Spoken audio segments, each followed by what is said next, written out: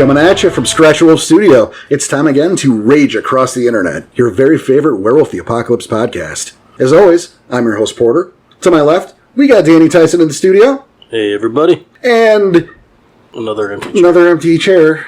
But that's all right. I thought we filled it last time, and then we didn't. Well, you know, you can only do that Weekend at Bernie's thing so long before he starts to stink up the place. So we called an audible. Got the back up again. Right? We got our man Lyric back. Lyric, how you doing, brother? I'm doing great. Thanks for having me. No, thanks for coming back. You know, I think you're working on being part of that hat trick club. Yeah, I think that's going to happen pretty soon, I think. Well, I can dig it. Yeah, well, hey, man. Great guest to have, and we're glad you came back. No, definitely. You know, I think you are well on your way of becoming our official fill-in man. Gross. What happened?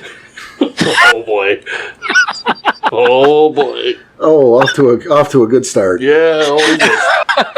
You know you're listening to this show.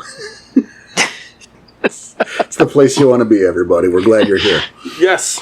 Yes, we are. Getting into it, you know, I guess right off the bat, we're having a little fun today. Yeah. I mean, we generally do, but this is when we have talked about doing these for a while, and this is almost like an encore series. Encore? I mean, kinda. You know, we are starting finally to touch down on the Lost Tribes. Yeah, I mean, we did the tribal series. Yep. And you have now the Lost Tribes, but again, they're lost for a reason. You really can't play them anymore. They're not part of the plot anymore. I disagree. I mean, they're absolutely still part of the plot. They're part of the plot, I agree. And but their legend and their accomplishments, I think, speak for themselves, the lessons you can learn from them. And I mean, we'll talk about all that. But you can absolutely play it like a period game. If you're playing a period game, though, that is the bigger deal. Because if you're not and you're playing, a more modern game, they're lost for a reason. They are. And I think we are definitely going to be talking about those on a case-by-case basis. Because, I mean, they're all very unique in terms of what happened, in their individual stories. Mm-hmm. There are lessons to be learned from each tribe. And I think, you don't want to cheapen those lessons by undoing them. Solid point. What do you think, Lyric? No, I agree. Especially reading up on what we're going to be talking about today. That was one of the first things that came to my mind was, you couldn't really do these in modern times. You just can't. Yeah, again, I think you said it perfectly, Porter, when you said you cheapen it. You cheapen the lessons, you cheapen the legend. Oh, absolutely. And it's funny because with this particular tribe, and we're talking the Croatan today. I think maybe we should have started there. Yeah.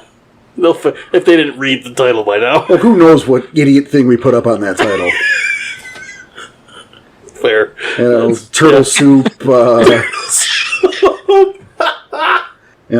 Fucking. I mean, what nonsense we decided to title this? There's no way. We wrote down turtle soup already.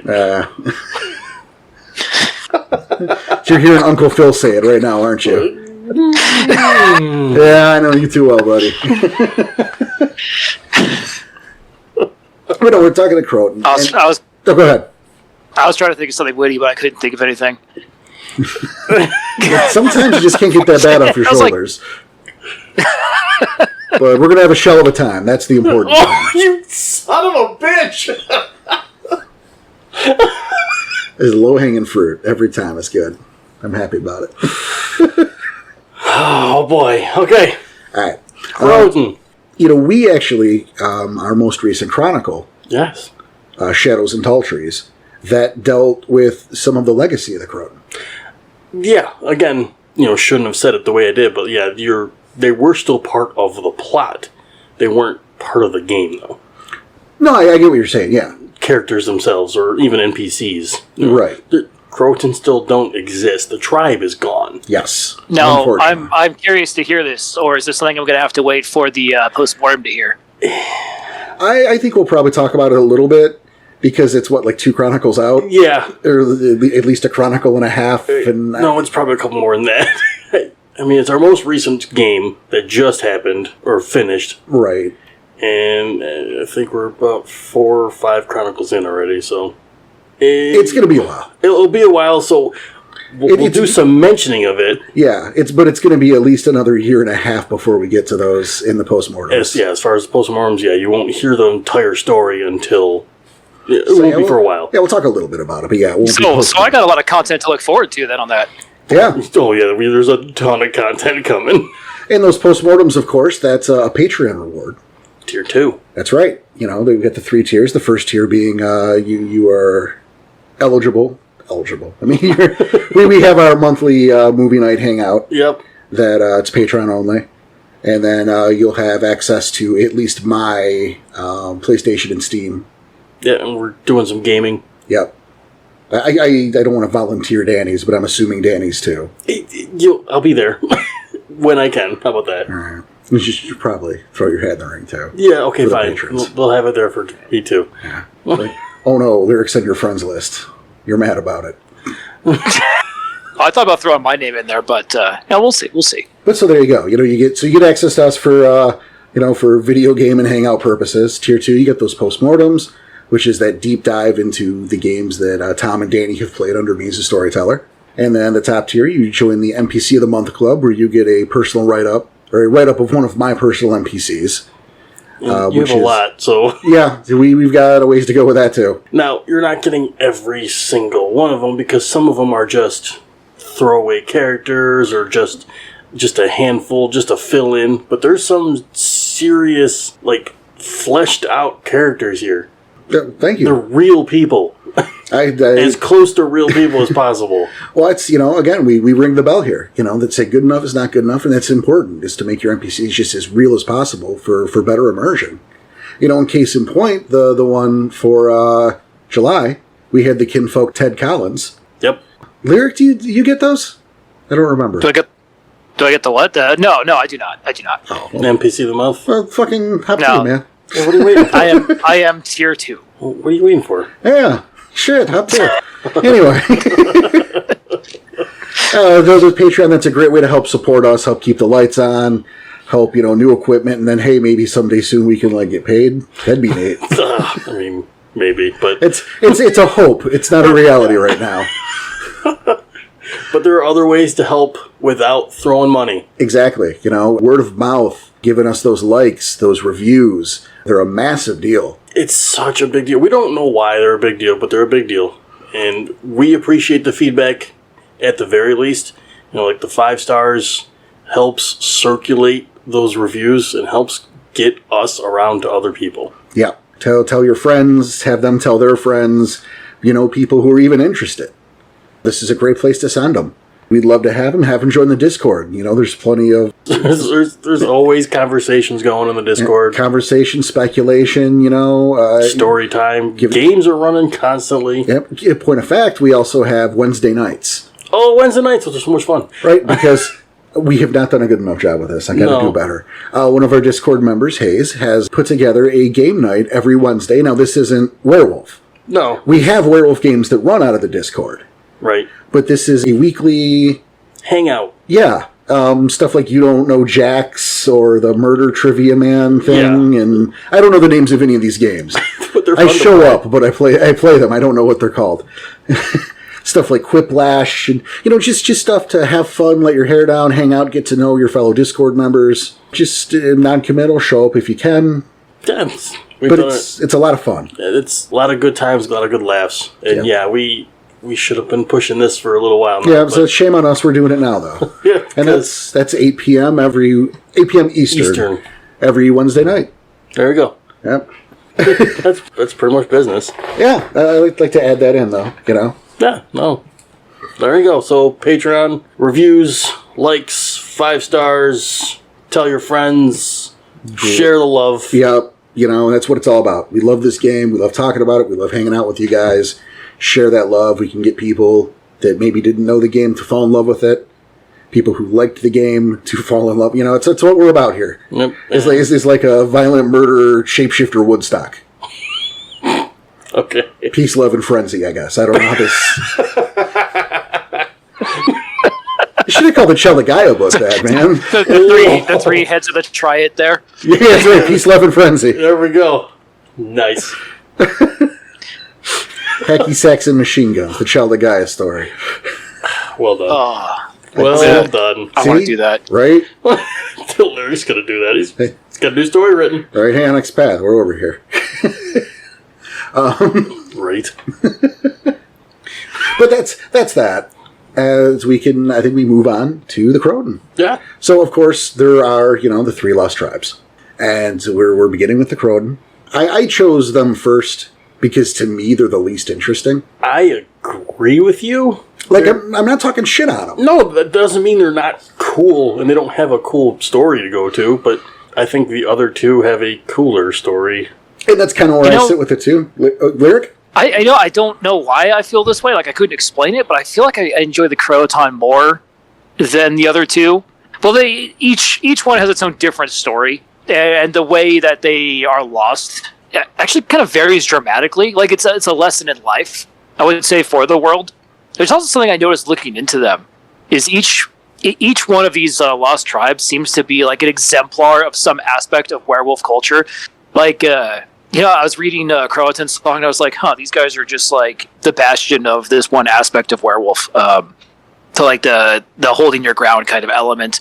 And then you're looking at like the White Howlers and they're the just bastion of rage and fighting. And then was it like the Bunyip or the piece of the Umbra and getting along with all of nature. Like they're just like what could have been.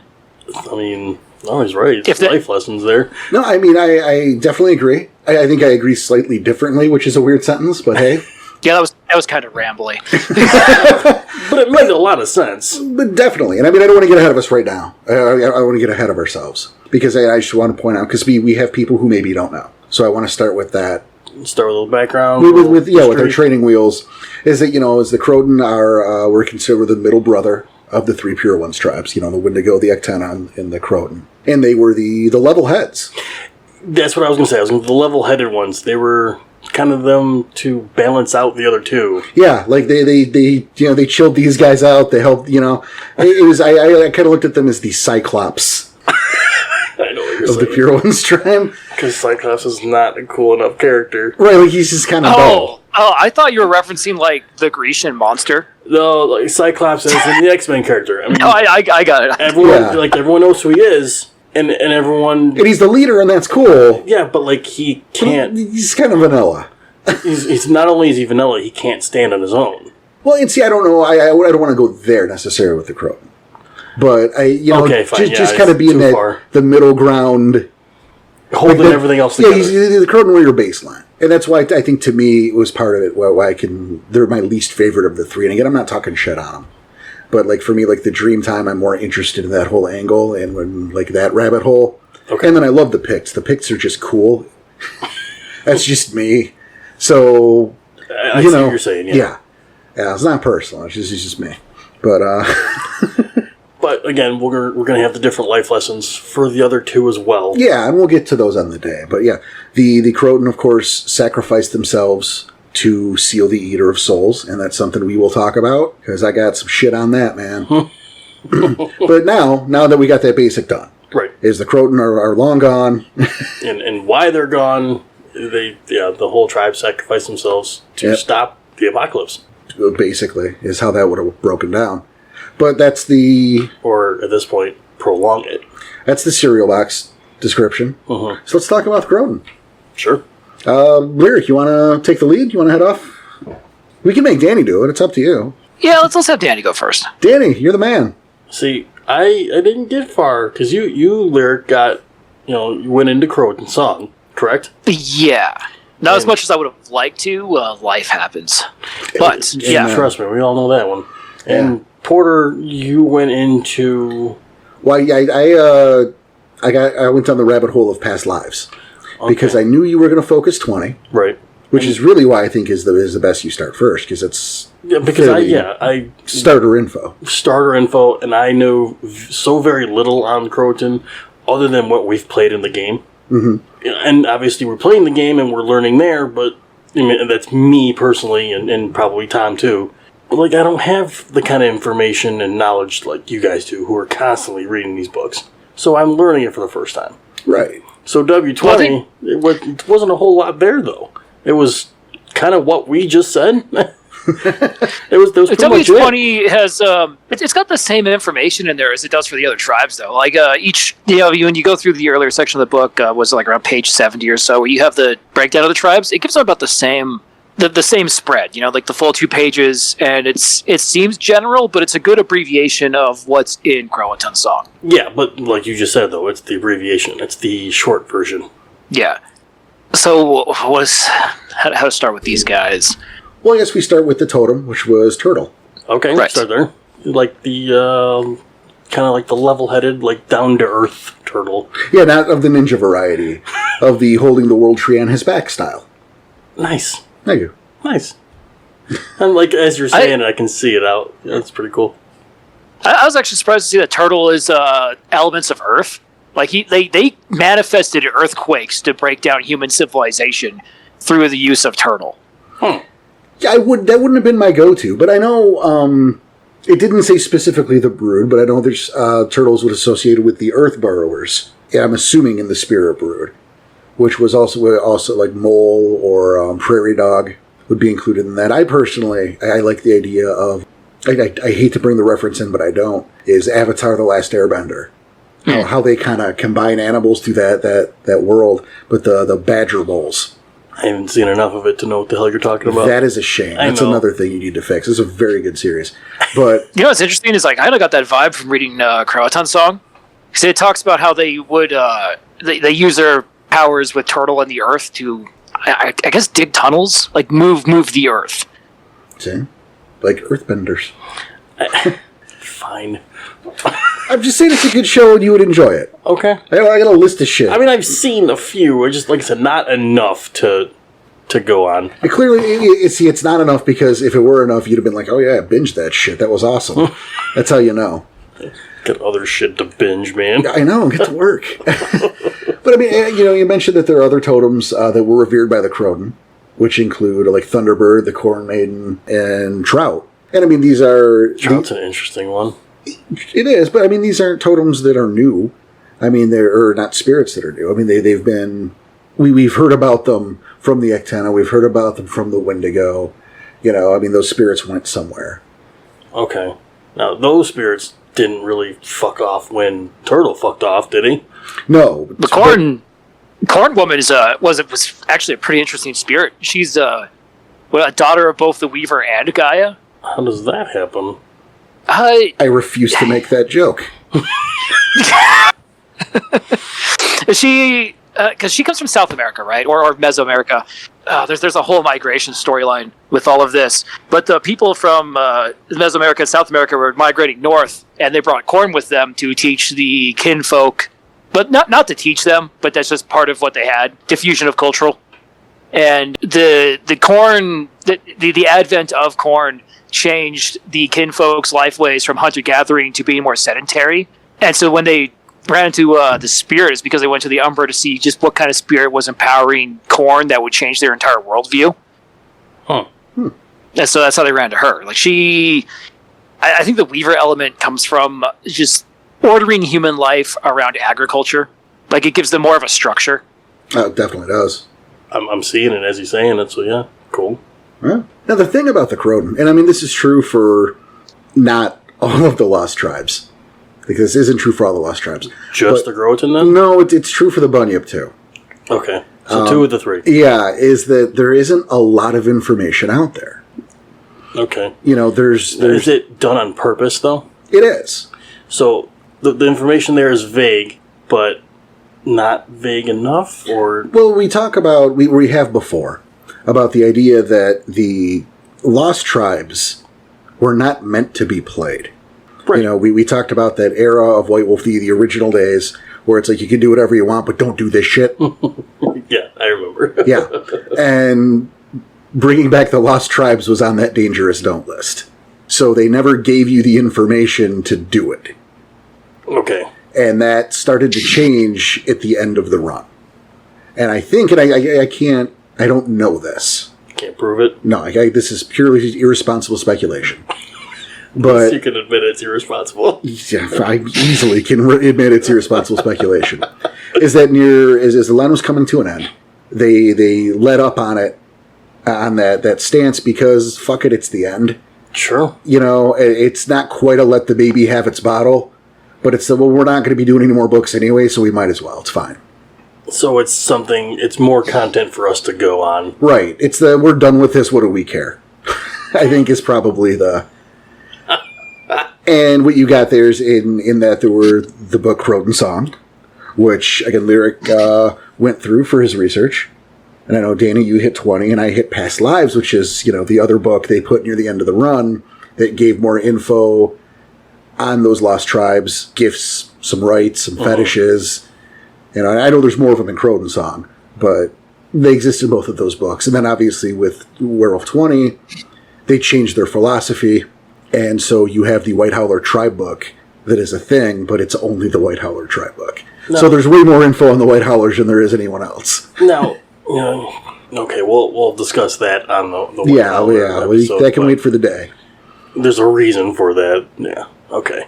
Yeah, so the point is, though, is that the info is scarce. And the 3 books I mentioned that we looked in is pretty much all that's written about these damn tribes. Which is nuts. Once we get to the Bunyip, we're looking at Past Lives, we're looking at Rage Australia. And that's it. And that's about it. Holy crap. Rage Australia I need to read. Well, we'll get to it.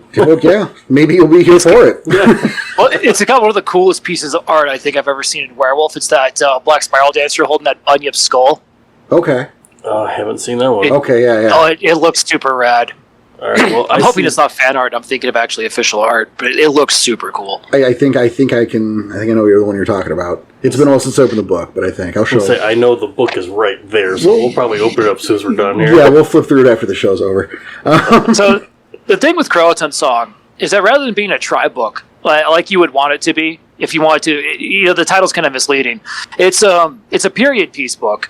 So it discusses the origin of the tribe and the 3 tribes really, how they ended up in the Pure Lands, which is a good place to start because they didn't just go to the Pure Lands because they didn't want to deal with the European Guru or the Imperium or anything.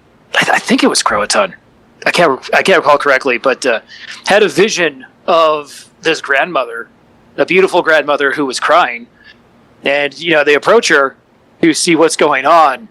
And they get this prophecy of basically the worm in this pure land and how Gaia is over there suffering and she has no defenders. And that's what started the trek for the pure tribe werewolves to head over to North America. That's interesting. Yeah, that's cool. I didn't know that. It makes sense because, they say they're, what was I reading? I'm trying to remember which part, but the Croatan were the ones who were really getting that vision of the triadic worm. They're the ones who were discovering the triadic worm. Now that's interesting. Yeah, they found out about the defiler worm. One of them. It was one individual. One. That's a lot of gibberish. It was one man's, one Garuman's. One Garuman's. They were working with this human civilization called the Mound Builders, which they kind of make up their own history for World of Darkness. But they get into blood sacrifices and rituals and things. And one of these Croatan, he decides he's going to go into the Umbra to see just what's going on in there. And he finds this worm spirit, like an actual serpent, that is getting empowered by this rite and pretends to be this human shaman to talk to him. And that's how they find out about the Defiler worm and the Triadic. All they knew in America was the Beast of War. Because the Beast of War is just doing what it's doing. It has no reason to be clever. And that's where they get the prophecy that the Eater of Souls is going to kill Middle Brother. You meant in Europe? You what? You meant in Europe? No, this is in North America. The prophecy for when they find out about the Defiler worm and the Eater of Souls and stuff, that's when they're in North America already. But the initial prophecy that led them to North America, that's in Europe. Not Europe, but Eurasia. Sure. Yeah. Look at that point. Come on. But yeah, it's the three pure tribe werewolves cross over to North America, and the only other tribe to go with them is one member of the Stargazers. It's gonna be the one guy, right? Fucking. Yeah, you know what though? I wouldn't bitch if it were a Strider, but I'm gonna bitch because it's a Stargazer. Because it wasn't like, ooh, what's over there? I want to see. There was some bullshit high horse reason for it, and you know it. Right? Oh yeah. Yeah. Well, his name was it Crimson Vision? Where If it was a Strider, this wouldn't be a problem. No, it wouldn't. Sorry, Crescent Vision is his name. Crescent Vision is his name.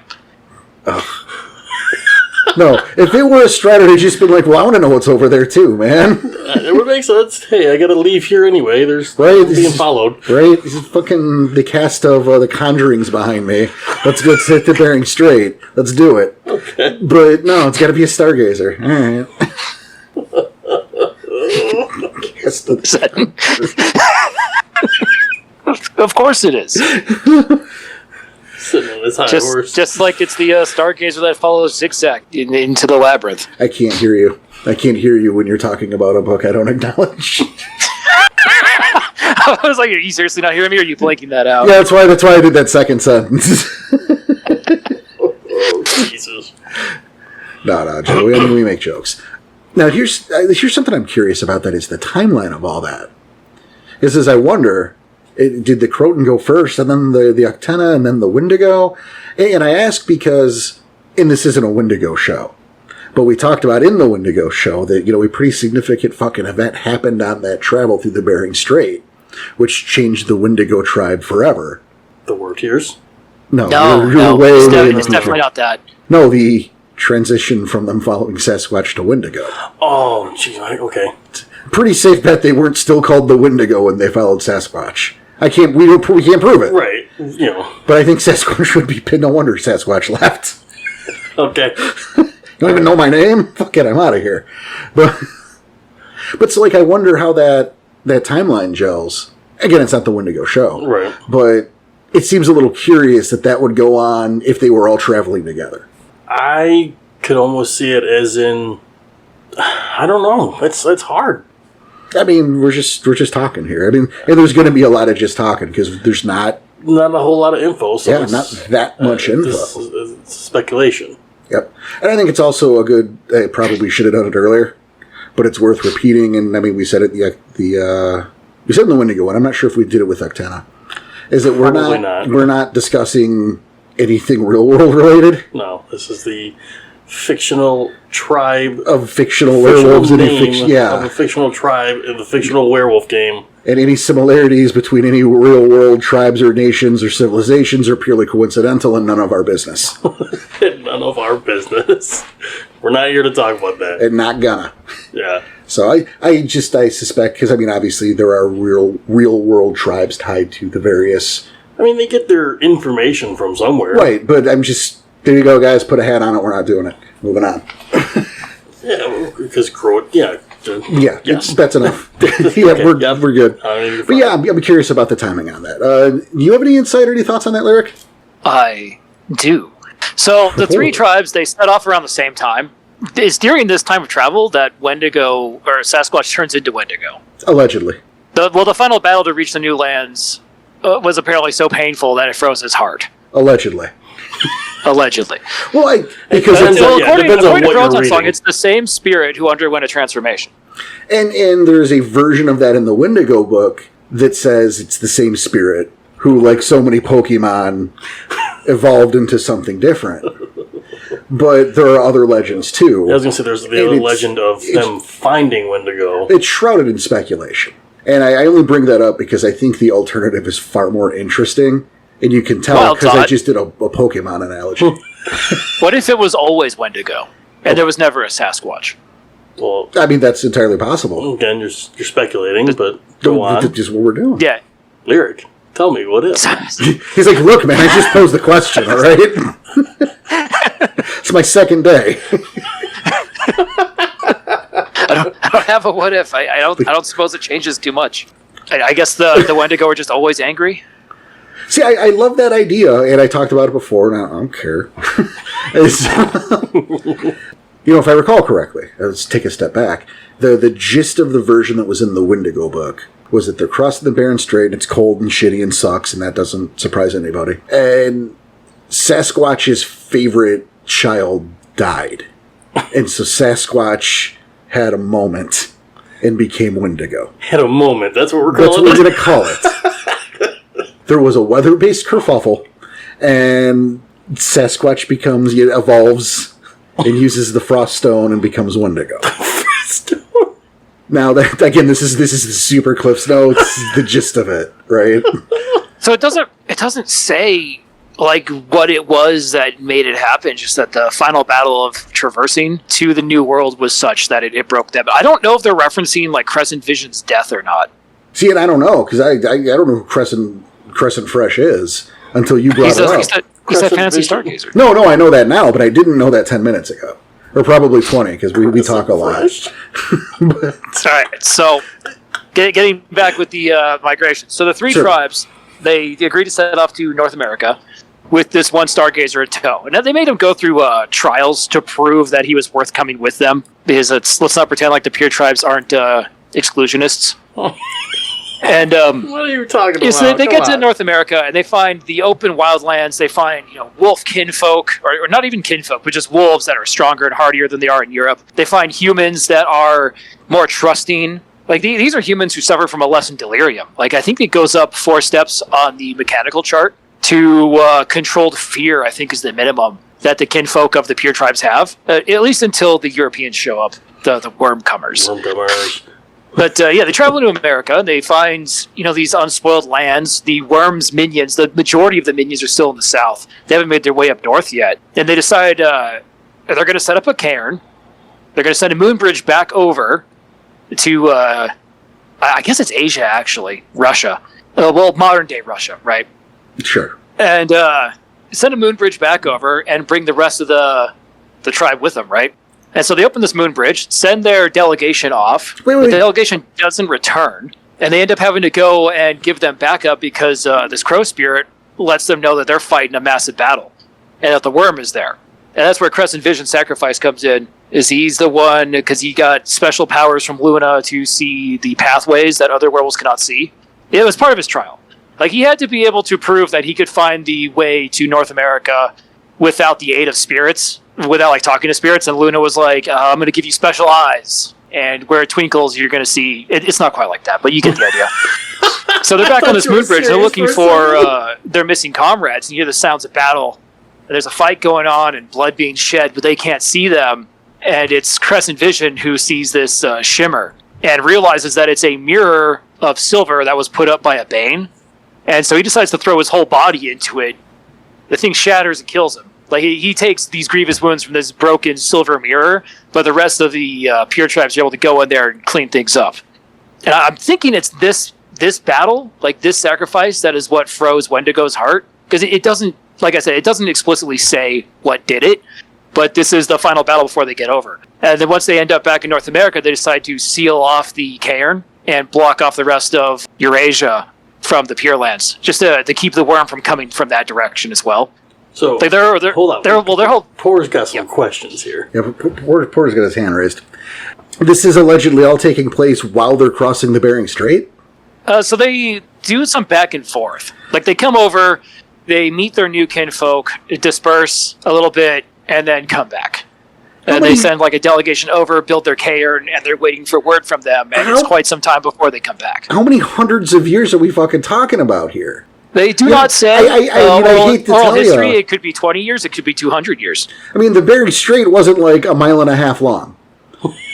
and we know the rules on the right of the open bridge. You can't just decide to open a moon bridge and have that work and link 2 cairns. That is a right that has to take place at 2 cairns at the same fucking time. How do you coordinate that? Crow spirit. I'll accept that answer. You're not happy about it. I'm not happy that you just had that answer in the chamber. But fine. No, I think that's actually it. And then I look at Silver Mirror in that era. Yeah, I mean, a mirror is just a black piece of glass that's painted silver and polished. I'm just. Yeah, Crescent Vision felt a chill and knew that the time so long ago prophesized had come. He shifted to battle form, threw himself at the place where he had seen the glimmer of light, Luna's way of alerting him to the glade. He burst through into the glade, but only by shattering the mysterious mirror that had been placed there to reflect back the image of the moon path hiding the true glade. A mirror of silver, its shards sliced through him, and he fell to the ground, bleeding his life into the soil of the glade. Who's the Bane who made this? I have questions. And like I'm not questioning that you read that. Okay? Because clearly he did. Yeah, like I'm questioning the story. Which, to be fair, the oral tradition of the Gyro Nation could be horseshit in the first place. Right. So, hooray. But then we just go back to, look, there's not a whole lot of information on the Croatan, and all of it, most of it, is very vague. And probably So vague on purpose. this is after the land bridge, though. So like this is after the land bridge is closed. But see, that's what I'm talking about. Like, and that was part of my question: is this happening while they're traversing this land bridge? Why do you need a guide? Just go left. Yeah, no. So they cross the land bridge. Go where They're there's in not North water. America. They're there long enough for the land bridge to seal up, and they decide to send people back to get the rest of their tribe. Just so they go to the moon bridge because it was faster? Which you have. Well, probably because the ocean exists. There's that part. Okay, there you go. You know, but the crow spirit and the coordinating, it's a little sus to me still. But I mean, that's an answer, and it's more than I expected. Well, if you'd like a better answer, we could say that and this is not in the book, but we could say that they've been in communication the entire time, since they knew that there were still people left over in Eurasia. Like, who's to say they didn't establish a care as soon as they got there and then did some back and forth? Well, and that's my point. Is like, how long is this supposedly taking? Because of the sheer distance, you can argue with some spirit facilitation does seem reasonable, but I'm pointing out that like linking two cairns is not as easy as "cause I wanna." Yeah. And the idea of back in that time, coordinating that right, literally a continent apart, sounds like bullshit to me. Well, you could do like that ritual of invasion. Just siege your own cairn. I don't recommend that. Yeah, but either way, I mean that's what the legend says. Okay, there we go. It's legend. Because again, being vague, it gives your storytellers license to embellish. I think it's my favorite version when they don't give you the entire story, but they give you enough that you can read between the lines and figure out what probably happened. Right. Because then you can get like a solid answer by reading between the lines, but you still have wiggle room to fuck with it as you need to. Yes, and to me there's a fine line, because I like having the information, I like knowing the answer, but sometimes you gotta give that wiggle room for the storyteller. You gotta give him that creative license. And, by making that wiggle room, you can allow him to create something that doesn't necessarily spit in the face of the canon. There you go. Savage Age? Exactly. There you go. And they tell me, wait a minute. No, you're absolutely right. Exactly right, yeah. That's before any of this shit happened, man. You don't know. They got it wrong. Prove it's not true. Exactly. I love it. But I go back to the Wendigo thing for a second, because it struck me as odd that migration to North America is when that happened. Okay. So if they were all together, it seems less likely to me that Sasquatch would have hit this despair when being surrounded by, Middle and, the other brothers, like everybody, But I've always liked that idea, and I know there's at least two versions of Sasquatch evolving into Wendigo. I really like that idea that Sasquatch and Wendigo had nothing to do with each other, and Wendigo just preyed on the weakness and shitty situation that the tribe was in to kind of take over. Yeah, but I might do you differently. So what's like the three aspects of werewolves? You've got their spiritual nature, right? You've got your gnosis, you've got your rage, and then you've got your willpower, right? Sure. Now you look at the pure tribes. So the Croatan are your willpower. They're steadfast, they're stubborn as shit. Your Uktena, Absolutely your gnosis. Your Bane Tenders, they work with their Umbra stuff, the more mystical side of them. And then the Wendigo are the rage. I mean, that's a great way to look at it, actually. But I'm just blew my mind a little bit. That's the thing. Yeah, no, that was really good. Is that I'm speculating that the Wendigo, the spirit. And again, it's just speculation. It's not even the Wendigo show. So, I'm going to say this and just I'm going to shut up about it. I promise. That's fine for a bit. We're doing fine. Okay, cool. Is that the idea that Sasquatch, they're crossing the land, and it's cold and it's shitty and there's no food and they're being attacked by what manner of worm minion or who the fuck knows what, and and just they're dying and they're starving and they're getting murdered and we're at the halfway point. So it doesn't matter what we do. We might as well just go on. We're fucked anyway. You're gonna turn back and and people are getting pissed at Sasquatch because Sasquatch is there, going, "No, we're gonna keep going. There's gonna be a land where they'll make imprints on my feet forever. It's gonna be amazing." And, people are getting pissed. And then you have Wendigo show up. This bitter cannibal spirit of frost and vengeance, right? Who's like, hey, fuck that guy, you're right. I got food. I'll make sure you don't starve. I'll protect you from the chill. I will make you strong where currently you are weak. Just pledge your loyalty to me over that fool Sasquatch. And, maybe even convinces them to kill Sasquatch. Damn it, you! The creepiness coming from your fucking eyes when you're looking at me saying that shit. Ring the bell, motherfucker. I know! I'm impressed! It doesn't mean I'm mad at you. And maybe Wendigo even convinced them to turn on Sasquatch, kill and eat Sasquatch. Possibly. I think it's a more interesting story if there's something... Yeah, but if that's the case, how do you go along with the Bering Strait and the opening of the cairn? How do you... They're not related. Fine. It's just the era, and it was, I wanted to know that timeline on that travel, because if they're all going at the same time, how does that kind of gets in the way of the transition of the Sasquatch to the Wendigo? Okay. And to me, so all it says is that the final travel to the Pure Lands is the tragedy that broke him. Like I said, the only thing I could think of would be the sacrifice of Crimson Vision, the Crescent Vision. But Crescent Twilight Eyes is just a stargazer. So what the fuck does Sasquatch care? Crescent Vision, yeah. I don't have answers. I don't know. He's important or something. He had eye gifts from the moon. He's got to be somewhat special. Well, oh man, I got nothing. And again, this is all speculation. We don't have the answer. It's just I don't understand why Sasquatch gives a shit about Twilight Eyes. Crimson, Twilight Crescent Eyes. Sparkle Eyes. Sure. I'm intentionally not getting his name right, and I'm not going to change this.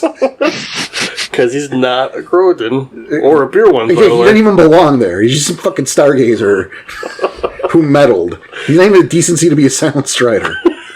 If it was a strider, would he had a prophecy. He was self-important enough that he got to come. Self-important.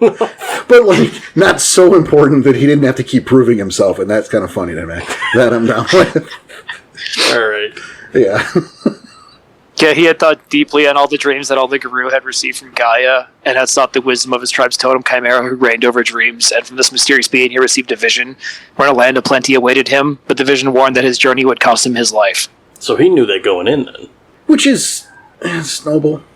Yeah, see? I mean, why didn't he just throw, a spear at the mirror, though? Did he have to die? Or is it one of those things where he's just God, Chimera said I'm fucked, so here we go. Well, here's one for you. That's what I was thinking. Why don't you just draw him a fucking map and say I'll hit the moon bridge once you guys land? Dumbass. I don't think it works that way. I think he was the one who told him to seal it off, too, actually. See? This fucking guy. So he knew. He whispered to them one final wisdom. I have stood upon the grass of the Pure Lands and am whole. Do this one thing for me as my final wish. Close the moon bridge behind me so that none may follow you again into this land. For the thing that wrought this clever trap is a creature of guile and defilement, far more cunning than any aspect of the worm you have known. Close the gate so that it cannot come to the new lands. You know what it was? You know why it wasn't a strider? No, tell me. Because he likely would have had owls a totem and just would have flown Flew across. away. Yeah, just gone in the umber, just flown across. I got this, don't worry about it. Right?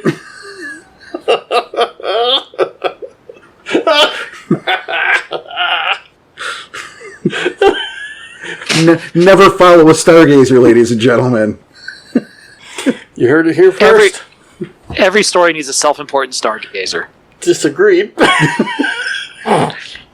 Not every story. Oh my Not saying they're God. not important. I'm just disagreeing that every story needs one.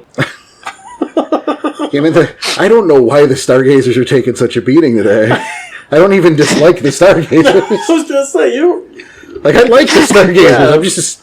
they're not one of your least favorites. It's their turn, I guess. I don't know. That works. It's because they're Buddhists. No. Don't put ideas in people's heads. God damn it. should probably cut We're that. gonna be festooned with complaints now because you suggested that. Yeah. Way to go, Lyric. Jesus. Alright, so should we go into the sacrificing of the tribe themselves? Not yet. No? Okay. So I think what's important to cover is the Mound Builder segment, mostly because it gets an entire section in their history. So when the Pure Tribes showed up in North America, it gave the worm spirits pause, so they didn't push north. So the thing that ended up coming north was the Mound Builders, which are the people who brought the corn with them and invented the calendar. And so they were big worshippers of the Weaver. I don't really think they knew what the Weaver was, but the Weaver gave them power with the calendar because it let them order time itself. And so with their arrival, the gauntlet thickens. Like, the structures they built thickens the gauntlet. The Pure Lands, before they showed up, people could just wander into the spirit wilds. Spirits from the Umbra could cross over into the physical. You get your fairy tales of humans marrying animals. Like, that kind of stuff happens because of how open it was. And it's not until the Mound Builders show up with their Weaver tech that the gauntlet starts to thicken. And the Mound Builders are also the ones that worship the sun. So that's where the whole sun worship from the Croatan come in. Okay. Huh. So they get in with these people. The Croatan wanting to, I don't want to say get along, but that's pretty much what it is, with this new civilization and work with them, partially because they're enamored by the Corn Woman. Huh. I mean, I get like the ties with Helios and stuff, but it's kind of crazy. So what starts the separation with that is Luna gets involved. And he wants them to remember, where they should be. Like, they shouldn't be hunting during the daylight, they should be hunting at night. Luna's more important. So they start to shy away from the sun spirit, well, from the Helios worship, and this upsets the Mound Builders, who had a series of issues. One, the blood sacrifices. They realize there's power in blood. So they're harvesting, sacrificing on altars, right? And this is where the carving of people's hearts comes from, because that has the most concentration of blood, and that's what the spirits want. And it's this worm spirit that's sitting at the bottom of this pyramid that's just enjoying it. Whoa. And this also attracts I think the first vampire that's in that area, which isn't covered in this story. I guess he has his own story somewhere else. But this civilization is getting pretty bad, and it's the other werewolves are like, hey guys, maybe you should put a lid on this. And this is where you get the Croatan that starts investigating the spirit, or the Umbra, during these rituals. Like, he disguises himself as a human shaman, goes with them while they're bringing these indentured individuals up to the top of this pyramid to carve their blood out. It goes into the Umbra, and that's where he has this communication with the serpent, which gives them the prophecy about Defiler Worm. Okay, so now we're starting to bridge those gaps a little bit. A little bit. Yeah. I mean, it's interesting how that history all breaks down. And it also deals with the conflicting reports of the Pure Lands. Because, the idea that, all the Pure Lands, there was no gauntlet, everything was peaceful and they're great. And there's the version that things were peaceful and great because the Pure Ones showed up. And then there's the version that they showed up and, like, what the fuck, why are we doing human sacrifices? Why are there Banes at the bottom of this blood pyramid? What the fuck are you guys doing here? Yeah. It was a thing that happened because they chose to ignore it, because they wanted to, like, they were in good with these people, so they didn't see what was right under their noses. Well, and then the Defiler Worm is a different, so, like, to really, like, set the stage, right? The Triadic Worm entity that was really raging in the Pure Lands, that Gaia had summoned them to come and help with, because it was Gaia who summoned them, it was the Beast of War. And what does the Beast of War do? He rages and he smashes things, and he's basically the wild variant of the Triadic Worm. It's very, very cut and dry. And what are the Guru good at? They're hitting things. They don't used to deal with the cunning aspects of the worm. And so this serpent thing is part of the Defiler's brood, or the Eater of Souls brood. It's like the upper echelon of worm spirits. It's not so simple as, like, oh, here's the worm, and they should have smashed it. It's, here's this worm that's working its way up through human civilization and is finding a way to snake its way in. We have the luxury of having these books to read. I'm talking from the Garu perspective, boots on the ground. Mm-hmm. When the Shadow Lords show up, and they see the blood rituals. Right, and they see the blood rituals and the Banes at the bottom of pyramids. They go, what the fuck have you guys been doing all day? And I mean, it's the difference between us having the luxury of all the extra information and being there on the day. Well, here's what the Croatan do about that, is they get Turtle, and they earthquake the absolute shit out of the area until the civilization's largely gone. Well, not enough, because then we wouldn't have the War of Rage 2, but... So maybe they didn't do that great of a job, but, I'm, of course, willing to believe they did what they could. Sure, but not enough. Well, again, because if there was enough, there wouldn't have a single one right. Shadow Lords are showing, wow, everything looks legit here, all right. Well, was the Croatan around for the Second War of Rage, or was that after them? Second War of Rage is what time period is that? Is that during the Conquistadors or is that Wild West? No, it's Conquistadors. Okay. So many timelines. I know. And you want them all to match. You want them all to line up. Right? Well, no, see, I like that the information is different, though. Because what's the story you get from the Wendigo and the Uctenas, everything was fine until the Wormcomers showed up and fucked everything up. Right, everything was perfect. Yeah. But it's not actually idyllic. Like, it's not like the worm wasn't there, but it was a worm they could handle. Right. And it was the more cunning and like the Filer worm's elements is what came with the Wormcomers. But at the same time, you mentioned the Beast of War having a presence there in North America, which again was the thing I questioned earlier. It just seemed odd to me that the Beast of War would have chosen that area, North America in that era. You know, that seems more of a European theater.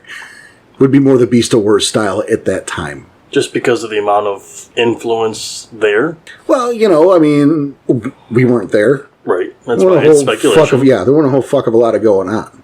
Okay. We can go over Europe, though, and, you know, Eurasia, in fact. We can from the Crusades, the Boxer Rebellion, we could just go through history and point out war. That one. And murder. And that one. And, that's all Beast of War, chow. Okay. Well, Beast of War is going to be... war is a thing that I think is pretty ingrained in humanity. True. And so even in North America, you don't... how do I word this? Probably the worm elements of North America during the Pure Tribe times. We're talking 10,000 BC, right? Sure. Or 11,000, last glacial maximum, that kind of stuff. Yeah. Maybe edit that last part out because I'm not sure if that's scientifically accurate. But before I run my mouth and Grant jumps me. Don't leave it in. Yeah, we totally won't.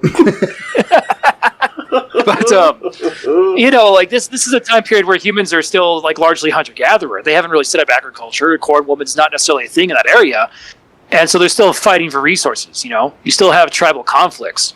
It's not like they've built whole civilizations and they've got whole empires just yet. It's just this raging against the natural order. I think Beast of War is there because there's a lack of sophistication. Where you see the Defiler worm show up is with colonialism. I see where you're coming from. I would have thought that the Beast of War would have gravitated more to the other side of the planet. You both have good points, and either one could possibly be correct. We don't know. Well, there's what the book says. Right. So there you go. I'm not saying it's wrong. I'm saying I'm surprised. That's fair. And especially with how this story ends. We're talking about the Defiling Worm and the Beast of War a lot for a story that ultimately does not involve them. No, that's the part that I found actually really interesting. Hey, go on. I would have thought the Beast of War would be their big arch nemesis, but then have the Eater of Souls come up, and that's the thing they sacrifice them to. Well, it's the thing is, for those of you who don't know how the story ends, it does end with the Eater of Souls and the manifestation of the Eater of Souls in the realm. So it just got so strong that it manifested. It materialized across the fucking gauntlet. It was here. Now, again, we're going to speculation. Is it because the gauntlet just wasn't strong enough, or no? It was that powerful. Yeah, this is part of the triad of worm, dude. You didn't let me finish, but yes, that's what I was going to say. Right. My bad. Lyric's bad too, damn it. I know it's fine. But you're right. That should be the answer. Yeah, this is God tier shit. Mm-hmm. I would almost actually. You know what? I will say this. If the Croatan hadn't done what they did, it probably would have been the apocalypse at that time. And it's neat when you look at the history of apocalypse. Yeah. That's what there's many elements, or there's many points in time where any of these situations could have been apocalyptic, and the Gru made the sacrifice to put it down, like the Storm Eater. Storm Eater's a good example. I actually, I had a thought the earlier today when I was compiling my research involving the potential future in terms of Werewolf 5 or a particular board game that we've heard about. Okay. Mm-hmm. But remind me of this when we get into my segment. Okay. Don't let me... I didn't write it down. It was a thought that occurred to me. Okay. So please do not let me forget. You guys are going to love it or hate it. Either way, it's going to go on the podcast. Let's go right to your segment, because you know the whole sacrifice area. We can? Sure. We might as well get to that, because there's plenty of discussion, the sacrifice. Yeah. I'm curious because it says the tribe sacrificed themselves. Yes. Now, Is it more of the heads of the tribe, like the stronger ones, decided this? Well, look, Because you can't just say like hundreds of people all agreed, we're all doing it. Because that includes kin. But it doesn't. Okay. But you can. Now, unless Lyric is going to chime in with other information. Which I hope. It'd be neat if you got it, neat. Again, we talk about how there's not a lot written. There's not a lot that we, quote, know. It's likely a moot was held with the whole of the tribe to here's their problem. This is what we have decided to do, and we've got to do it. The end. I mean, that's about what I think. It's been noted that the Croatan were pretty fucking stubborn. That once they made their mind up, there was no that was the end. Yeah.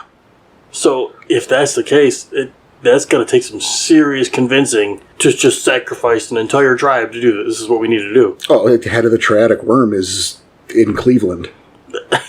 I mean, not Cleveland, we know where, but that's not... I know what you mean, yes. Look, I picked a place, all right? That wasn't near home. Nowhere near where... Got it. Oops. It's fine.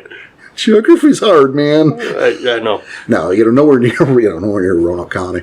But I actually lived nearby that. Oh, shit. Yeah, like for a little while, so that was neat. Oh, cool.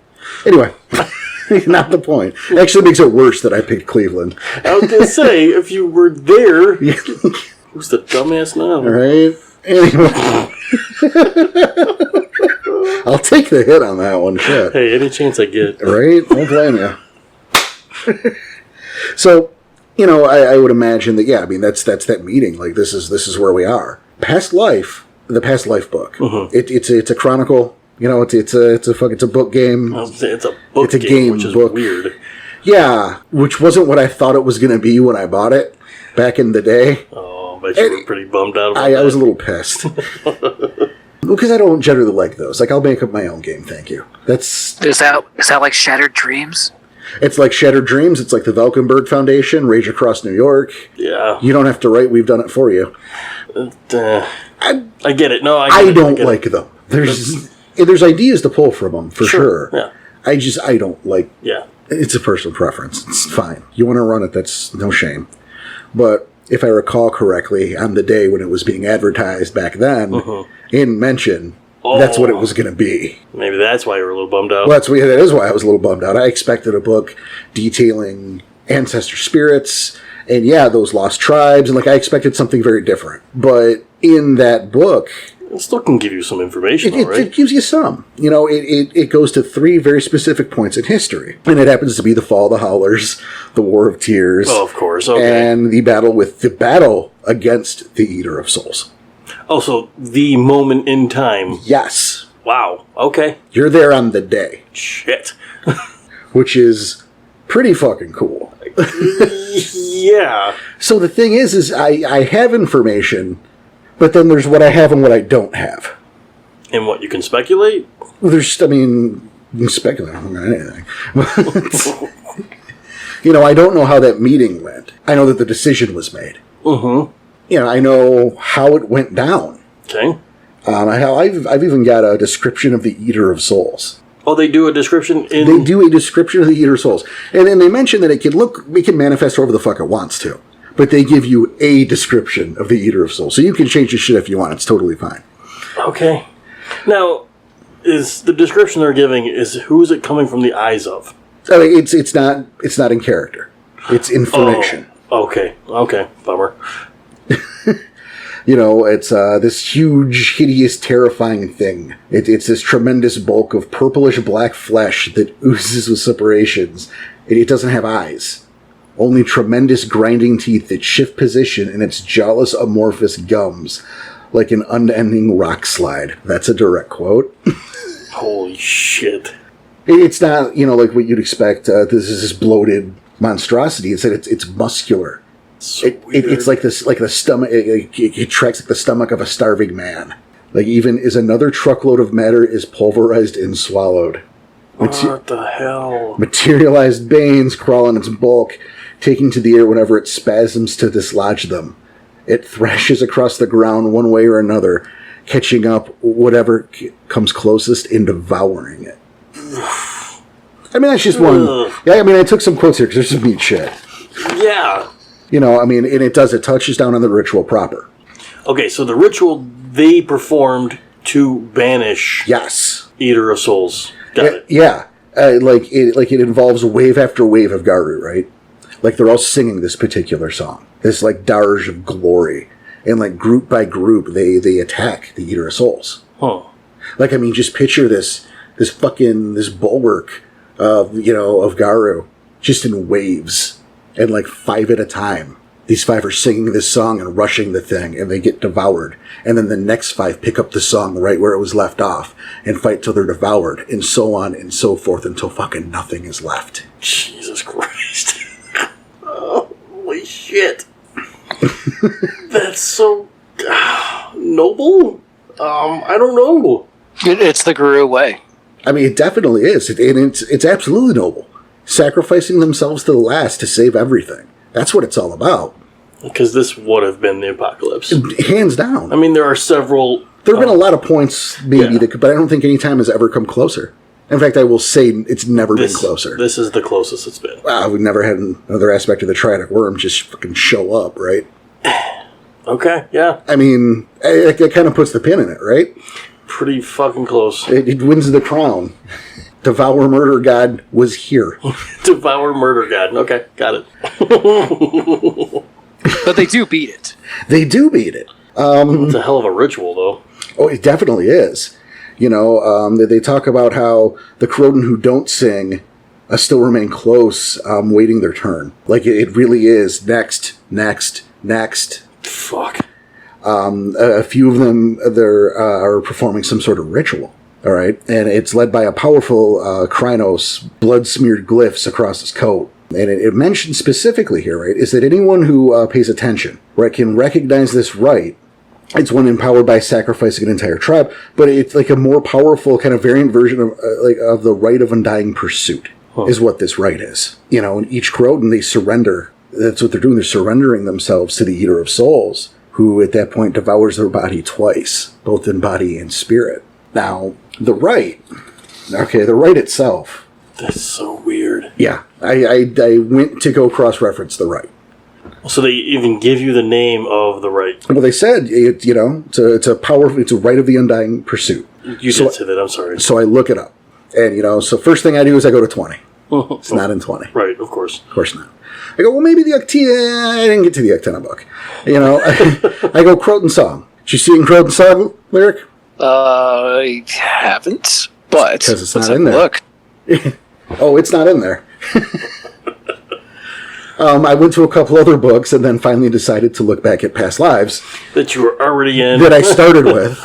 I couldn't look there first, and lo and behold, I found it. Okay. So I'm holding a piece of paper describing the actual rite of undying pursuit, the rite used to seal away the Eater of Souls. This is a level, obviously it's a level 5, right? Are you fucking kidding me? Well, before you read on, I'm curious, because if the entire tribe was sacrificed and they're all gone, how do they even know what this rite is anymore? So it actually wasn't the entire tribe. Not to do the actually thing, but it does mention in Croatan song that there are elements of the tribe, members that were on the west coast, because they're pretty spread out. And that's the thing, all of the pure tribes, since their kinfolk kind of spread everywhere because of human migration, they can be like all over North America. Like they have their preferred regions, but they can travel, right? So there were some that were on the west coast, but they still suffer the penalty. Huh. But I wanted to cover that after Porter goes over the right, though. Yeah, that's probably a good idea. Okay. Curious, and it's going to be more as we get to it. So, okay.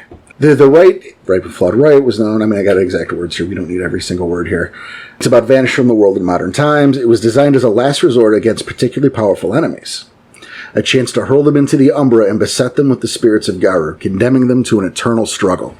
All right. The rite liberates the spirit portions of living werewolves present for the rite, binding them to the foe. Oh. All right. You're with me on this? Oh, yeah. That explains quite a bit, actually. Yep. It's explaining, yep. However, the sacrifice of multiple Garu, who are sure to die, right, and whose ancestor spirits will be lost to future generations, unless they eventually win their struggle, we'll put an asterisk there. It's a big deal. They're done. That's it. They're fucking Dunyan rings. They are bound to this enemy forever. Now, every Garu who answers this rite's call, right, the body dies, the spirit immediately becomes an ancestor spirit. Sure. Of a power level suitable to the rank and power the guy had in real life, right? Makes sense. They can also gain shit, depending on, but that's all well and good. Now, see, the ancestor spirit is bound to the target by the right and cannot leave the side of the thing it's bound to for long. All right, so you can't have like an ancestor spirit fight the Croatan, get up and run away. It's not going to happen. Okay, it can't be there. It can't go away can't leave the side for very long. So is that why you can't go contact a Croatan ancestor spirit? You cannot. Okay. They're doomed to struggle with this foe forever. You see, the spirit they are bound to can't destroy them, but an ancestor spirit bound by this right that falls to zero essence, it goes into a slumber, only to eventually reawaken in combat with the foe.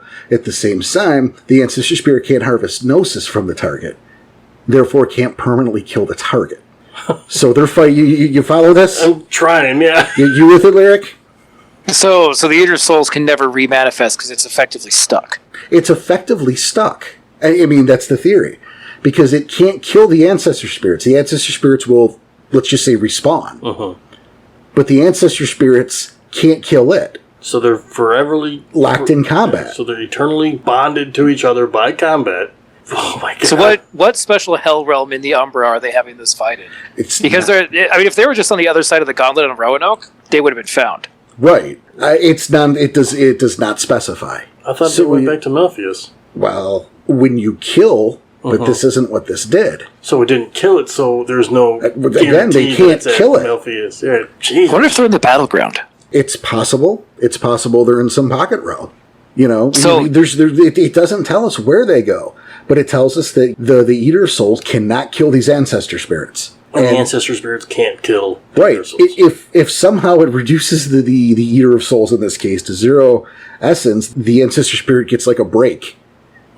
And then the Eater of Souls is back up. So it's forever, eternally combating each other. And, the Morgur that sacrifice himself in this manner, the larger, more powerful creature they can do this to. Which is why you had the entire tribe do it. And I'm going to quote from the book, because I've been paraphrasing here. I mean, I'm reading from the book. Right, it was your quote notes. From the book. In a variant of this rite, the sacrifice of the entire Croatan tribe was sufficient to banish the Eater of Souls itself. And I underline that because 2 minutes ago, Lyric said the entire tribe didn't. Ha! No, see, but they also did. Because we'll go over what happened to the ones who weren't there. It says in this book, they didn't escape their brother's fate. Because when the Croatan hero Wan Chi's died in battle, so too did the tribe's connection to the spirit world. They were as the walking dead from then on. The spirits shunned them as if a doom hung over them that they feared to touch. No more would the spirits teach them gifts, and as the days passed, no longer could the Croatan walk the Umbra. They died without power, shadows of their former glory, and their kinfolk bore no more young Croatan, no matter how many generations passed. That's fucking brutal. Yeah. That. Oh. And I'm gonna take a step back from here, right? Can you imagine being a part of a Croatan cairn? Right, on the West Coast. Who didn't even know this was happening. Who has no fucking idea any of this is going on. I'm trying to get to everybody else. and clearly you are now being punished for not partaking in this. Right. Well, if your spirit's gone, that's clearly you're dead. Right, but that's clearly what that is. Right? It's kind of like you were punished for not being there. Yeah. It's like, man, I didn't even get an invitation. That's gotta be brutal. I would have done it too. Yeah, you fucking no one called. Maybe he was on his way there. He wasn't. He was on his way. He just didn't make it in time. If a Strider had led them across, the Strider would have been able to make it from coast to coast in time. They had wings. Doesn't count. They need the wings. They are fast. They have gifts about that. It's just that he had special eyes. It made it better. Oh, I'm so glad I got to bring that back. Okay, so your segment specifically, you put a little pin in there. Yeah. As I was doing the research on this, it dawned on me. Because, those of you who aren't aware, there's a werewolf board game coming out. We don't know anything about it. But it's by Werewolf. It's Werewolf the Apocalypse, or is it just... There is a board game coming out. Okay, that's all I'm telling you what I know. Okay, that's all we know. Got it. There's a Werewolf the Apocalypse board game coming out, and in the it was the promotional material. Yeah, Lyric? Am I remembering that correctly? Which promotional material? Which element are we... Thanks for listening to the podcast. No, I'm trying to figure out which element you're going with here. If it's like the limitation of the tribes, or if it's... I'm talking about the board game. Yeah. Yeah. In the promotional material, they list the 10 or the 11 tribes. 10, 11? 11 tribes. So, no, it actually wasn't in the promotional material. It was one of the developers who had said... It mentioned to someone who was asking what tribe they could be if they could play Fianna. And their response was, you can play any of the 11 playable tribes. Yes, there it was. Thank you. The source of that particular line escaped me, so thank you. Wait, 11 tribes. 11 of the playable tribes, so 2 of them aren't playable? Well, there you go, right? Either he misspoke, but there have been no answers to people questioning that. Oh, come on. They're avoiding answering the question. I mean, if he just misspoke, it would have been like, oops, that was a typo. Right. So them avoiding the question leads us to believe that 2 tribes will no longer be playable, at least in this board game. But if it's in the game, it's likely in Werewolf 5. Because, man, you can't just license a property and do whatever you want with it. Right. And I can't go to Disney and go like, here's, $5 million to license Donald Duck, and now he's going to be in a porno. That's not how that works. You have a style guide. There's shit you can do and you can't. Howard the Duck? I said... Donald the Duck. I said Donald the Duck. No, I was... No, that's right up Howard's alley. Pick up a comic, folks. Yeah. Maybe an older one. Right. But, there's rules. So what we likely heard was an unintentional spoiler for Werewolf 5. And if that is the case, we're still with irresponsible speculation here. Okay, well, we're admitting that. Yeah. I had long posited that it's going to be the Uctena and the Wendigo. It's a bummer. So what if, right, it is the Uctena and the Wendigo? Sure. But, okay. I mean, it's convenient because that's what you guessed, so you think you're right. But no. How do we pick up where we left off? Werewolf has always had that problem because did the apocalypse happen? Or the apocalypse couldn't have fucking happened because we're all still here. Right, well, so 1, we're still here. 2, how many points in time, we just said it, that could have been the apocalypse, and that... And this is what I'm positing. Okay. That both the Beast of War and the Defiler were manifested. Oh... And both the Wendigo and Uctena used this right to sacrifice themselves to stop the apocalypse. Okay, so you have the Croatan who did it. Well, because it was... Right. And if someone's going to have that right written down somewhere, quote unquote, right, it's more likely to be the Uctena or the Wendigo than like the Silver Fangs, who had nothing to do with it. Right, the pure ones. Maybe they shared that information and just that. That's my speculation. Or with just each other. I mean, I didn't share this with either one of you beforehand. No, because and I just saw the gleam in your eye as you started to saying it, and I kind of got a little scared. But, holy shit, dude. That's what I think happens. See, I was going to suggest that there was an apocalyptic scenario with the Beast of War. Why both? Just for the 2 tribes? Yeah, it's for the 2 tribes. Or maybe it took both tribes to do the one. But, at that point, it's immaterial, right? I mean, it's semantics. Yeah. True. Yeah. Oh, I want to know now. We all But, do. I mean, I'm not talking crazy, am I? No. I mean, yes, you are talking crazy, but... It seems a lot more likely than anything else right now. And there are people who oppose the Wendigo and the Uctena, aspects of them. Mm-hmm. We're not going to talk about that. We're not here for that, right? But if I'm Paradox and I want to avoid any potential scandal, removing them from the table seems like the easier solution. And then you link that to the meta plot to why Apocalypse, quote, didn't happen. It started to happen. The Pure Ones saved us all through their sacrifice. You can continue the meta plot from 3rd edition, from Revised, if you wanted to at that point. And this also, it links together with, you remember Anthelios in Vampire 5, Anthelios shows up. Anthelios is in Vampire 5, which is a fucking problem because there are larger implications to Anthelios rising to the rest of the World of Darkness. Right, It doesn't just show up in not. There are problems with that. Yeah, so if he's showing up in V5. So it shows up, it's only there for a brief time and then, quote unquote, kind of just disappears. Right, but there are some, according to the lore sheets, there's some vampires that can still see it and they gain some powers from it. Well, but even so beyond it could be that it's just in the Umbra.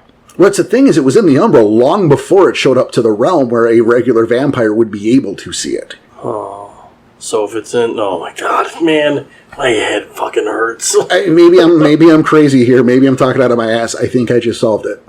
Oh, you might be getting a phone call later. I might be getting a phone call later. This just went on air. This is holy shit, dude. What did you get us into? Hey. Tell your friends. Make sure you subscribe. Yeah, that's where we got into. Likes and comments. It's irresponsible speculation. Maybe I'm in the tall grass, but if I look at those pieces together, that's the puzzle I see. Lyric, you've got to have some thoughts on what I just laid down. Come on. There's no way you don't have some thoughts on what I just said. No, I was thinking about I don't know what tries, because I don't know if they're going to go with the revised edition thing of having the Stargazers flee the nation. But they were still playable because not all the Stargazers left. Maybe, but I think they will want to avoid some controversy and go again with the pure ones. And again, you look at. I mean, you heard my pitch, but there's no way I didn't blow your mind right there. It makes sense. So, because that's what a thought process I'd already had. Because this is something that comes up in first edition Apocalypse. If anybody ever flips through that again. That there was a massive battle with the worm, and the Gru had beaten him back, and that's why they had so many centuries of not constant apocalyptic warfare. And so that got me thinking that with Apocalypse 5th edition, to stave off the apocalypse, or not to stave off the apocalypse, but to have it not have happened with revised, there's nothing saying that they couldn't have had that massive battle on the four-toed battlefield of the apocalypse and actually won. Because we've been assuming the entire time that the Gru are going to lose, because the apocalypse is supposed to be them losing. The 20th edition brings in the 8th prophecy of the Phoenix, I think it is. Yeah. It gives that little bit of hope. And yeah, I think it's entirely likely that they're going to go with this whole cyclical timeline angle. And again, I look at stuff they were trying to do with, say, Forsaken First Edition as ideas that they wanted to put into Apocalypse but couldn't for whatever reason. And like one of the things that reminds me of that is the Pure Lands, when the Croatan get there, there's no real gauntlet, spirits can travel back and forth, and that's how the origins were for Forsaken. So looking at some of the stuff they were doing there, and well, I mean, it's entirely possible. I can't speak for the Forsaken bits, but it's entirely possible that we are essentially talking about the same thing. Is that that battlefield of the apocalypse? Maybe that's where the right is held. And again, the right happening again is speculation, but it seems to make the most sense. And if you're going to continue with that revised timeline, you can't avoid the apocalypse. You're going to have to explain what the fuck happened. Well, that's the end of every major timeline, right? Like the sacrifice to seal up the Storm Eater was what every major elder not every, but a major elder from every tribe. Yeah, like it was a pretty substantial sacrifice to seal that Bane up, and that's not even Eater of Soul status. Exactly. In comparison, the Storm Eater was baby shit. So, Porter, if you were going to run a period setting, or if you wanted to make Croatan playable for people, how would you approach that, or what sort of storyline would you go with? Well, we'll hold that thought for a second, because you brought up the 8th prophecy of the Phoenix. Yeah, you got a little upset. I got a bone to pick with that. So let me go ahead and rip it off. You throw some dirt first, and then ask me again. But you're right. 20 introduced the 8th prophecy of the Phoenix, and I think it was one of the worst ideas they had. I honestly think it was just, in terms of bad ideas, it's up there near the top. You had the prophecy of the Phoenix listing down these signs of the end times, and it framed the game. Is the world is ending, there's the war, you are going to lose. But you are going to band together with your pack, with your Sept, with your cairn, and maybe with the rest of the nation, every ally you can muster, to fight as hard as you can for hope. For hope to push this back a day, a month, a day, a week, even a day. You get done with your work with that particular job, you walk out of that spiral hive, you just cleanse it, your buddies are broken, 3 of your friends are dead, you are sore and bloody, and everything hurts. But you know what? Maybe you saved the world for just a day or two. that hope, that belief, that struggle is so important to Werewolf the Apocalypse. And then to add an extra tenet to the Prophecy of Phoenix to go, nah, it's going to be fine. And that's what the eighth sign says. It's essentially, oh no, everyone's going to get their shit together and you're going to win. It's cool.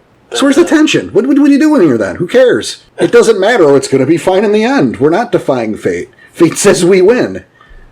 Wow. I have chosen to ignore that. I I liked Revised Edition a lot. Well, Revised Edition is what I got into Apocalypse with. The prophecy was the same. So I came into it with the end times and everything sucks, and it was so gritty that I enjoyed that element of it. Yeah. And you still did that with Wild West, which I think is a superior timeline anyway. Well, Desert living bias. That's good and great. I mean, but again, that's the same Prophecy of the Phoenix, revised, 2nd edition, Wild West. Uh-huh. It didn't add the everything's going to be hugs and rainbows at the end of it, but the Werewolf 20 did. And I think that by existing, it changes the nature of the game, because it's no longer about fighting to defy fate. You're fated to win. Man, you're speculating. That's not even speculation. That's just... No, I know, but your speculation from earlier in the episode, you're already throwing me off, and now my head hurts, and you're just killing me here. But, yeah. No, but you're right, though. He's absolutely right, yeah. It changes it. I like his actually like he isn't usually. I didn't even know there was the 8th Prophecy of the Phoenix. So me hearing that... it only comes up in the intro comic for W20. Because I don't think it's mentioned anywhere else in the rest of W20. It's just that intro comic they did. Oh, although in... Right? That's possible, but I know in... it's in Revised, it's in 2nd edition, but... Why would they have had that book if I had 20 available? And then I don't see the world where Danny was just flipping through and said, I know I was going to do the Prophecy of the Phoenix during a mood. Uh-huh. But then Tom waylaid that by bringing up a really good point and making that suggestion that made way more sense. So, so we didn't plans do it. changed. Plus, it's a little dry, the Prophecy of the Phoenix. We talked about that in the Garrett episode. Yeah, we did. Like last week. We talked about that last week.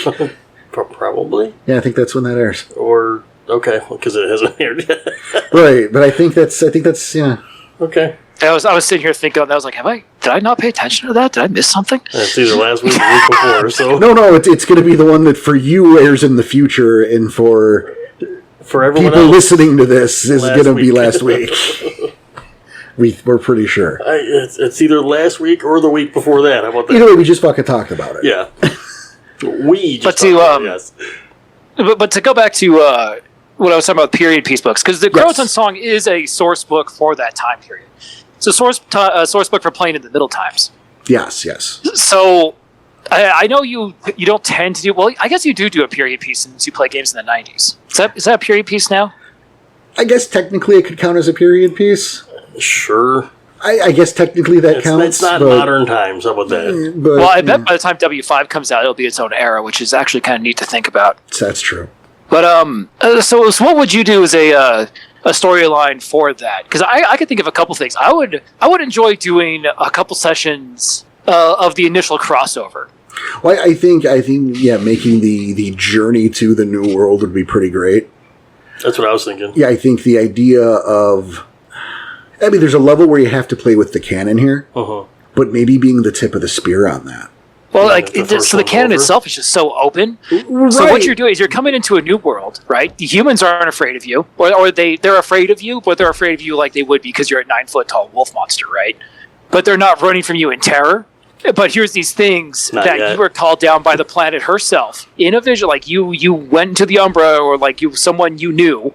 Like cousin Jerry talked to Gaia herself, and so you're here on this godsend mission, and so you're fighting these worm creatures from the Beast of War. And what even kind of creatures are these? The back of the book goes over creatures that are only native to there, plus a little section on building your own. I say a little section; it's like half a page, but ideas on how to build your own monstrosities. You could come up with some really crazy stuff, and do like almost Savage Age level. I want to say, yeah. Hell, you could even take elements from the Savage Age into there because it's so far in the past. Well, thank you for answering the question for me. Did you have a question? You asked me a question. You asked me the question and then answered it. And then answered yourself. You're like, well, you spoke for 30 seconds. Fuck it, it's my turn. So thank you for answering the question for me. There you go. But no, what I would do is, I like the idea of maybe, again, we're playing with canon at that point, but the tip of the spear, like the first, however many your players are, fuck it, 5. Sure. The first 5 Garu to touch down, like before everybody else did, before necessarily the totems did. The scouting party? Yeah, the Okay. fucking scouting party. The only 5 Garu in this entire goddamn continent. Cool.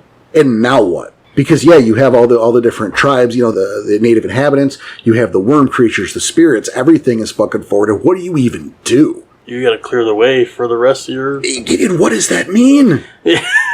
Dude, you can establish a bridgehead.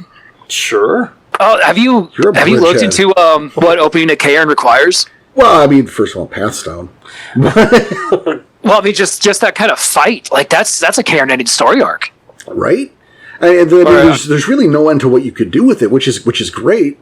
You could go into the mystery of what the hell when the Wendigo show up, and they're the Wendigo now. And well, there you go. Wait, you were following Sasquatch on the way here. I know I said I'd shut up about it, but since you talk about an alternate scenario and playing the game in that era, right? Yeah. You have a tribe that we're assuming were called the Sasquatch, which Sure. sounds silly, but just fuck it, run with it, Yeah. right? So we don't know what they were called first. And then when they show up, you left and said, hey, Sasquatch buddies, hey, Octana, we're going ahead, and we'll see you on the other side. And they come And in. they come in, and they're now the Wendigo. And that can't just be a change in name only. Yeah, what the fuck just happened? So, like one of the things Croatan's song mentions is that the reason why the Wendigo stay in the north is because Wendigo has such a damn rage, and he doesn't want to leave the ice, that the only things that can calm him down is his tribe. Interesting. that is? I don't know. I don't believe that. I believe it's written. Mm-hmm. But we're going back to the sinister aspect. It's a fucking cannibal totem. It was a cannibal spirit. It's, Yeah. it's already against the litany. I love this. Right? I know it's me, and it's my hang-up. I get you. But I think it's interesting. I think that idea of, like we talked about, I think in the Children Guy episode, I think it was, like way back. Probably. Don't listen to that one. That was like number 6. Yeah, it was early on. Like number 9. But if I remember correctly, and I might be thinking of it for the episode, and that's on me. But they talked about the idea of spiral dancers being like in the New World, or that little colony or something, or maybe it might have been the Octana one. But the idea of the spiral dancer or something adjacent prior to the fall of the Picts, to the fall of the Howlers. I like that when they get that little wiggle room and you can go, oh, well, what if there was this other story? You could easily go, well, it's not like they were the only Garu to ever fall to the worm. It's like no Garu would ever fall into the worm before that. I mean, that's the obvious answer. Uh-huh. But to go, Could have been Bane Tenders. Sorry, go ahead. Could have been Bane Tenders. Could have been. Or, and I mean, again, that's another easy, a Bane Tender that oopsed and fell. That's couldn't keep control. not only possible, but likely. Yeah, sure it is. It's a rational explanation. But what if the explanation is, that maybe there were Garu in the New World before? Maybe not a lot, and maybe something happened to them. And isn't that mystery or that secret that you can create and uncover more interesting than the obvious answer of one time a Bane Tender fucked up? I like that. I mean, you're already messing, already the lore's imperfect because you heard that the worm wasn't there before the European Guru showed up and everything was perfect. And Right. from their history that, the worm was there and it wasn't there because they fought it back. Well, There's and- nothing saying that there wasn't just in indigenous Guru that just happened to be there anyway. Right. That lost their battle with the worm. We don't know. It's all speculation. That's why I love this And what's episode. more interesting, right? The speculation. I love it when we get to go on and when we're off the chain. Just let us. Oh, you want to... It's almost this entire episode, dude. It's great. I love it, man. I got another story arc. Got another one. All right. So they have they've got a couple Septs that they mentioned in Croatan's song, right?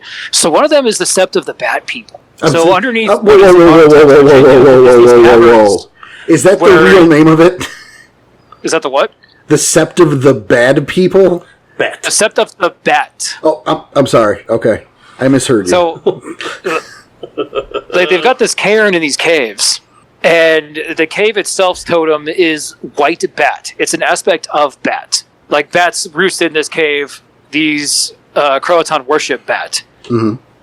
And they were there when the last of the Camazotz died, and bat went insane. And their totem went insane as well. Allegedly. So, well, yeah, I mean, so we just did an episode of that too. Yep. Like the book mentions that you could go on a quest and try to get white bat and save white bat or cure white bat.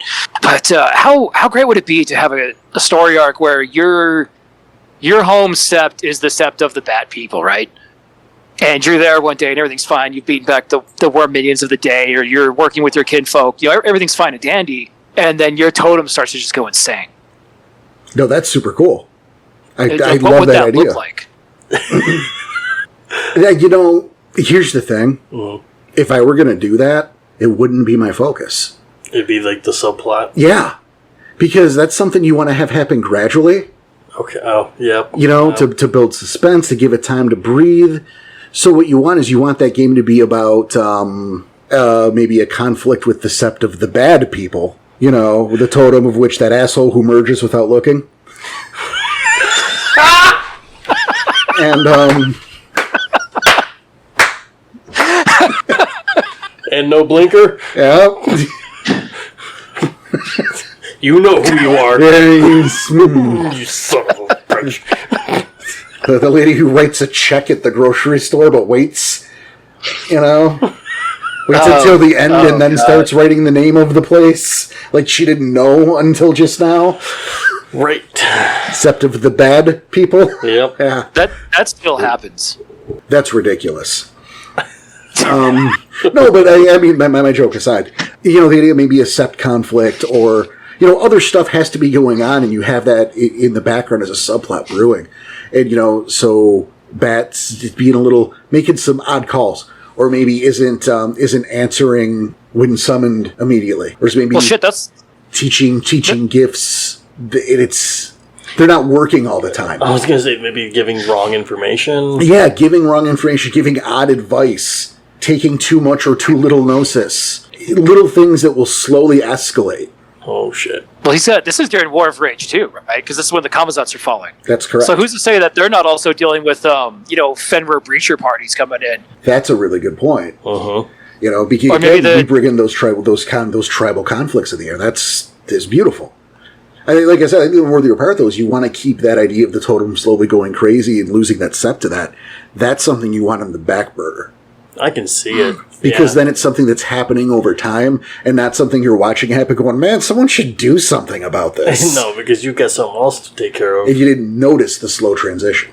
Well, especially if the players are first-timers, right? They start from their transition of, 12 or 13 years old. Mm-hmm. And they don't know Bat as anything other than being maybe just a little bit erratic. He twitches his head a little too much, and he's like, why don't you go and talk to those the Squalmy over there, or this coyote?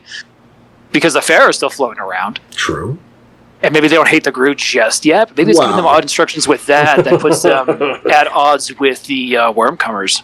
They don't. I hate like Garu. this. They don't hate the Garu as much, and not yet. Oh, there's still plenty of hate to go around when they're being actively slaughtered by the quote Wormcomers. And I mean, we talked about that in the Lost Breeds episode, to where the Fair of that age didn't really discriminate between tribes. No. It's not like the Ektana showed up and were like, hey, well, we didn't kill all of your friends. That was the Silver Fangs.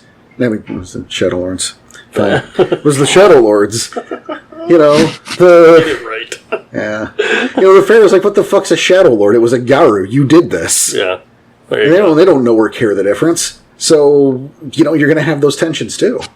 But I think realistically we could probably talk about this subject for just we could talk about this for a couple hours probably. I've always liked when we do the speculation. It's always my favorite part, and holy shit, we did it this episode. No, you know what? Mine too. I love it when there's room to play, and there's and it's that sandbox you can play with, but you need to have the box. It can't just be sand, because otherwise it's the beach. And you're going to find some used condoms and some dirty needles, and nobody wants that grossness. But it's a World of Darkness beach.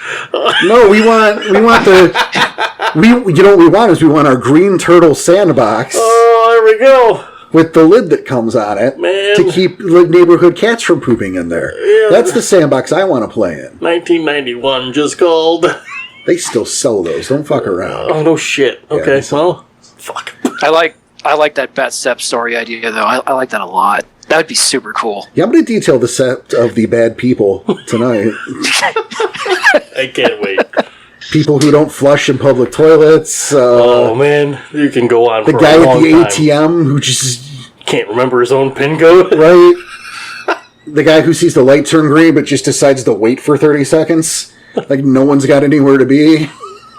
So what I have, right? Like, because I also get the people who write their checks, but this my store is a bag your own, right? So they'll have like $200 in groceries just sitting on the belt. They will not bag their groceries until they've written their check, and they won't write their check until everything's done. So you're waiting for them to write their check and then bag their groceries, and it's like the one belt, and you're just like, oh, Christ, please. I'm not going to go to groceries. I'm not going to bag my own groceries. Well, see, that's why you get to pay such cheaper prices, like our $8 in bullshit that you can get at Walmart for. What's the most egregious thing we have? It's Captain Crunch for $6 a box. Is that a lot? I don't eat cereal. Captain Crunch is like a $3 box of cereal. It's not fancy cereal. It's Captain Crunch. You're It's paying for real the ring. cheapo. That was kind of wild. I hope that doesn't. All right, we got it. Okay. No, Okay, so- we have to go. On that note, unfortunately, we could do this all day. We're having a lot of fun. Lyric, we're thrilled you were back with us today. Yeah, I'm glad to come back. I'm always down to talk werewolf. Hell yeah, man! And this will not be your last appearance, I promise you. You know, and you guys listening, you better get used to this guy. He's going to be around. Meantime, great. You know, good time, good talking. I get we could do it longer, but we actually have to get going. So, on behalf of everyone here at Scratchin Wolf Studio and our dear remote friend Lyric, we want to thank you for listening. I want you to share the wealth, share the love, take care of yourselves, take care of each other, keep your claws sharp, your head on a swivel, and we'll see you next time.